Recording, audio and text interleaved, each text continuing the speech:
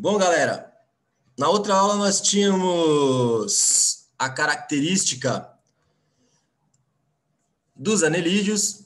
Primeiro grupo triblástico completamente celomado por característica, né, que apresentava essa característica de ser celomado. Apresentam sistema circulatório fechado, então é um grupo bastante diverso, né? Em sua maioria são organismos que vivem em ambientes terrestres úmidos, tá? E aí, quando a gente vai para moluscos, bom, primeira característica, né? Todo molusco tem concha. Só você tem alguns grupos mais antigos que não que não apresentam essa estrutura chamada concha. Essa concha, ela tem origem dérmica e ela tem por função um sistema de proteção. Então, ela vai proteger o indivíduo, de certa forma, tá? Mas eu tenho moluscos que têm concha interna e moluscos que têm concha externa. Então, essa é uma diferença fundamental nesse grupo. Bom, eles são triblásticos, né? Então, são aproximadamente 100 mil espécies, 35 mil já extintas. Entre eles, a gente tem um que é muito legal, que é o Nautilus. O Nautilus é um dos moluscos de concha mais conhecidos dentre os extintos. Alguns autores colocam que o Nautilus ele já foi observado em algumas expedições, né?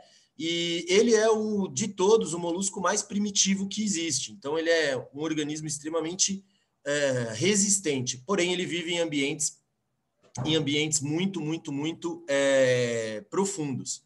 Um detalhe importante, né? São triblásticos, celomados, têm simetria bilateral, já apresentam um enorme grau de cefalização, ou seja, apresentam uma cabeça muito característica, já com órgãos sensoriais, que é uma baita vantagem evolutiva, tá? E por esse fato, né, por apresentarem essa característica, essa novidade evolutiva, que é um nível alto de cefalização, eles têm o corpo dividido em cabeça, ombro, joelho, pé. Não, eles têm cabeça, pé e massa visceral, tá? Além disso, ele apresenta estruturas de origem endodérmica, que são o manto. O manto, ele separa a parte visceral da concha. Então, observando a estrutura de um molusco, né, ele tem o corpo mole, então ele não tem um esqueleto propriamente dito, tem tubo digestório completo, portanto, ele tem boca e ânus, são protostômios, tá? Então, ele tem o blastóporo originando primordialmente a boca, e todos eles apresentam uma estrutura de raspagem chamada rádula. Isso é comum a todos os moluscos, tá? Eles apresentam na região do pé ou massa podal ou região podal uma estrutura de secreção. Então, a região podal, na epiderme, ela apresenta como característica o que a gente chama de muco secretor. Esse muco tem por função permitir um melhor escorregamento desses bichos, tá? Então, essa é uma característica bastante importante desse grupo. Outro detalhe importante, animais que são aquáticos apresentam uma estrutura chamada sifão. O sifão, ele não é nada mais do que uma cavidade hidrovascular, ou seja, ela tem a função de puxar a água. Esse sifão, ele fica entre as brânquias, tá? Onde o animal inala a água, puxa a água, ela passa pelas brânquias, ocorre a troca gasosa e sai pelo outro sifão. Então, eu tenho dois sifões. Um que é inalante e o outro que é exalante. Tá? Então, essa é uma característica bastante importante. Como eu disse para vocês, essa característica do sistema digestório desse animal, ele apresenta na sua boca uma estrutura chamada rádula. Então, ele tem, né, papo, que é uma estrutura trituradora, né? Uma parte mais musculosa, apresenta uma glândula estruturada para a liberação enzimática, ou seja, para liberação de enzimas, já tem esôfago, estômago, tá? E como esses animais têm a característica de formar a concha, ele tem uma torção na estrutura. Então, o ânus, ele é muito próximo à boca desse animal, tá? Então, essa é uma característica desse grupo. Já apresenta uma estrutura que é o chamado hepatopâncreas, e o hepatopâncreas ele tem por função produção de substâncias enzimáticas exatamente para fazer a digestão. Então, ele já tem um prenúncio de fígado, e pâncreas no mesmo indivíduo, tá? O sistema circulatório é dividido em dois grupos, os chamados moluscos lentos, que são gastrópodes, que são caramujos e caracóis, os bivalves, tá? E os moluscos ágeis, tá? Que são os cefalópodes, que são polvos, lulas e céfias, tá? Então há uma diferença. Os gastrópodes e bivalves, eles têm hemolinfa, então eles têm sistema circulatório aberto. Enquanto os cefalópodes, eles têm sistema circulatório fechado e apresentam 3 arcos cardíacos. Então ele é formado por uma estrutura que no filme Procurando Dory, ela briga lá com o polvo e fala que ele tem 3 corações. E na verdade não são 3 corações, mas eles têm um coração ramificado. Então essa é uma característica bastante fundamental. No caso de moluscos que são aquáticos, eles apresentam, né, no caso dos cefalópodes, uma estrutura na forma de ventosas, que serve para captura, né, do alimento e leva à boca, que é central, tá? Tem sistema nervoso ganglionar ventral, como todos os invertebrados, tá? Tem sistema ganglionar ventral e pigmento respiratório chamado hemocianina, que apresenta cianeto na sua composição, que tem uma alta afinidade com o oxigênio, tá? Por quê? Porque eles têm respiração branquial, tá? Então, na maioria desses organismos, eu tenho respiração branquial, mas eu tenho alguns que apresentam um pulmãozinho primitivo, que é um tipo de pulmão, não é um pulmão propriamente dito, mas eles têm uma estrutura na forma de um pulmãozinho foliáceo, né? Formado por lâminas, que a gente fala, tá? Então, essa é uma característica bastante importante. São animais que podem ser dioicos ou monóicos, têm reprodução sexuada, tá? E apresentam uma larva comumente encontrada nesses grupos, chamada de larva trocófora, tá? É uma larva nadante, muito característica. E um detalhe, né? Eu tenho o sistema deles é sexuado, e eu tenho animais que são monóicos e dioicos. Então, eu tenho animais que são hermafroditas. Só que esse hermafroditismo, ele é feito de maneira cruzada, tá? Então, essa é uma característica muito particular também desse grupo. O sistema excretor é feito por nefrídeos, que nós já tínhamos visto em anelídeos. Então, eles têm a mesma característica de uma estrutura ramificada que serve como excreção. Em sua maioria, eles excretam amônia, por serem aquáticos, tá? Mas eu tenho alguns grupos que acabam excretando ureia, principalmente aqueles que são terrestres, tá? Então, é um rinzinho primitivo que esse grupo tem, tá? Mas eles os aquáticos excretam amônia, que é muito mais fácil, porque ela é altamente solúvel em água, e alguns terrestres excretam ureia, tá? E são divididos em 6 grupos, tá? Gastrópoda, que são caramujos, caracóis e lesmas, biválvia, ostras, mexilhões e mariscos, cefalópodas, que são polvos, lulas, náutilos e sépias, tá? Os poliplacófaros, que são os quítons, quase a gente não encontra, e o escafópoda, que são os dentálios. Então, são vários grupos.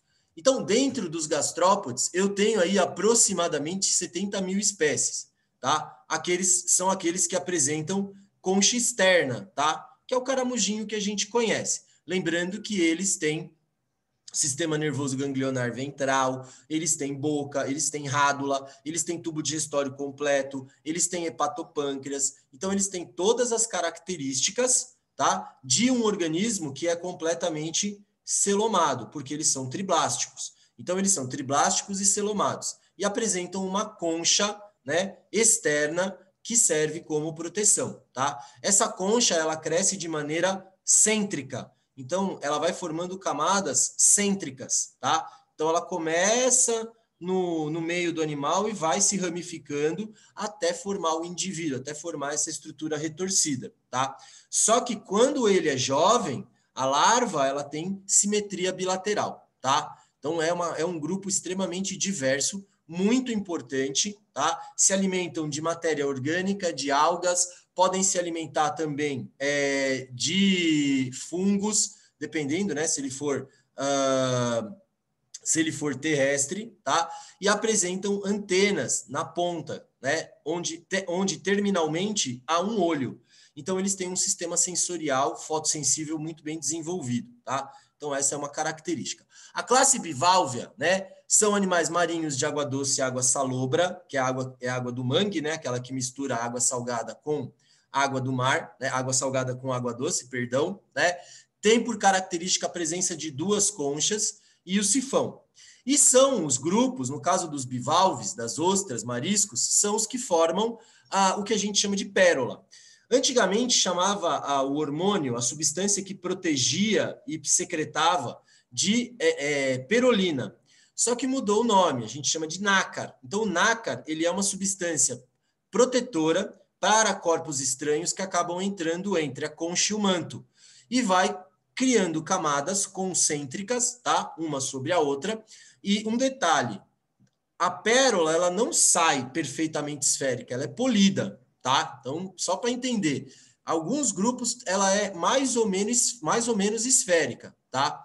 E nós temos grandes produtores de pérola, como Japão, Índia e Indonésia, tá? Então, é o grupo mais característico.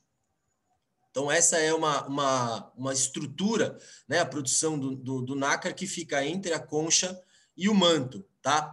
Já os cefalópodes, que são um grupo, para mim, mais lindo, né? Por quê? Porque são moluscos ágeis, tá? Então, eles, diferentemente dos outros grupos, eles têm sistema circulatório fechado, tá? Todos são marinhos, mas podem invadir terrenos ou territórios de água salobra. Tem sistema nervoso e olhos muito bem desenvolvidos e um enorme grau de cefalização. Dentro da complexidade dos organismos, o grau de cefalização ele é a base, tá? Por quê? Porque permite a esses indivíduos uma percepção do ambiente muito eficiente. E eles são capazes de se camuflar. Então, por terem sistema circulatório fechado, eles apresentam na superfície da sua pele um conjunto de células chamadas de cromatóforos. Então, os cromatóforos eles têm por função entrar e sair da epiderme do animal, são formados por cromatóforos de 3 tipos de cores, tá? E essas cores se combinando, o animal consegue, de maneira muito fantástica, se camuflar, tanto para evitar predadores quanto para capturar presas. Isso é uma coisa bastante importante também. Então, no caso dos polvos, lulas e sépias, eles são predadores, tá? Eles têm um bico córneo em forma de bico de papagaio, então parece o bico de uma ave, né, como o papagaio, que serve para cortar o alimento, e logo atrás desse bico você tem a rádula, que serve para raspar, tá? Além disso, polvos, lulas e sépias apresentam uma bolsa de tinta que foi largamente utilizada no século XVI, XVII e XVIII como material para canetas. Aquela caneta pena, ela era usada retirando a tinta que essa bolsa desses animais produzia. Então, muitas espécies quase desapareceram nesse período exatamente por causa só da retirada dessa tinta, tá? Então, é muito característico. Eu tenho animais que são filtradores, né? Então, no caso de animais que são fixos ao substrato, como é o caso dos bivalves, eles são filtradores. Então, você tem o sifão inalante, você tem o tubo de acesso ao estômago do animal e as brânquias. Então, o animal filtra a água passa pelas brânquias, troca o gás e as partículas de alimento descem pelo estômago, tá? Então, eles são animais filtradores. São encontrados normalmente em áreas de costão rochoso, né? Que é muito comum, tá? Que é uma característica muito comum, ou próximos a recifes de coral. Então, esse é o grupo mais importante que a gente tem, tá? Que são os bivalves, os gastrópodes e os cefalópodes. São os que mais caem, isso eu garanto a vocês, são os que mais caem, tá? A classe poliplacófora é um conjunto de moluscos que tem uma placa, eles são achatados dorso-ventralmente, e eles têm uma concha formada de 7 a 8 placas, tá? É o grupo em menor quantidade, praticamente quase não cai em vestibular ou prova, tá? E os escafópodos são animais marinhos, tá? Representados pelos dentálios, como eu falei para vocês. A respiração, ela acontece de maneira cutânea, então eu tenho respiração branquial, foliácea pulmonar e cutânea, mas primordialmente a gente fala como característica geral branquial. Então, se perguntarem, você coloca como branquial, tá? Como respiração branquial, na maioria dos indivíduos, e eu tenho nos terrestres pulmões foliáceos e em algumas espécies respiração cutânea.